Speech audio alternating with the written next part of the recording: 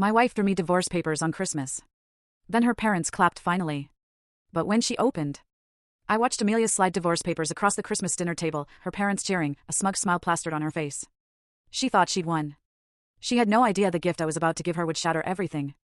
The air in Robert and Martha's dining room, usually buzzing with holiday cheer, was thick with their triumphant claps, a crushing silence for me.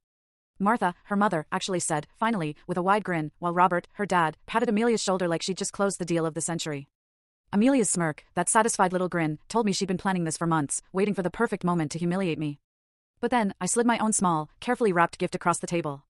Open this, I told her, before you get too excited about your performance.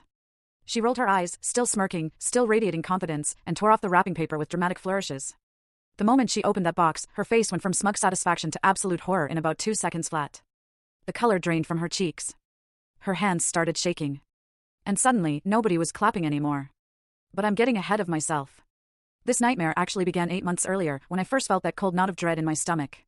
We'd been married 7 years, together for 9 total, and I genuinely thought we were solid. We met back in college at some terrible house party. She was the only one in the corner, actually reading a book, not doing cake stands, and I was immediately hooked. She was getting her MBA, I was building my construction consulting business from nothing, working 18-hour days, often sleeping in my truck between job sites. Her family never approved of me, never really did, because I didn't come from money and I worked with my hands. But back then, she always defended me. Always told them I'd be successful, that I was ambitious and hardworking, everything they should want for their daughter. Robert, her dad, owned some finance company downtown and treated me like I was the help every time I came over for dinner.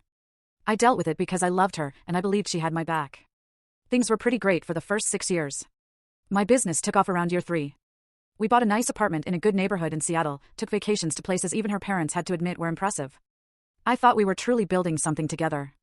Then, about 8 months before that Christmas dinner, little things started shifting, subtle changes that made my stomach clench, but I couldn't quite pinpoint why. First, her phone. It had never had a password in all our years together. Suddenly, it was locked down with a 6-digit code she wouldn't tell me. When I asked, she got defensive, instantly, saying I was paranoid and controlling. That she deserved privacy, that married people didn't have to share absolutely everything.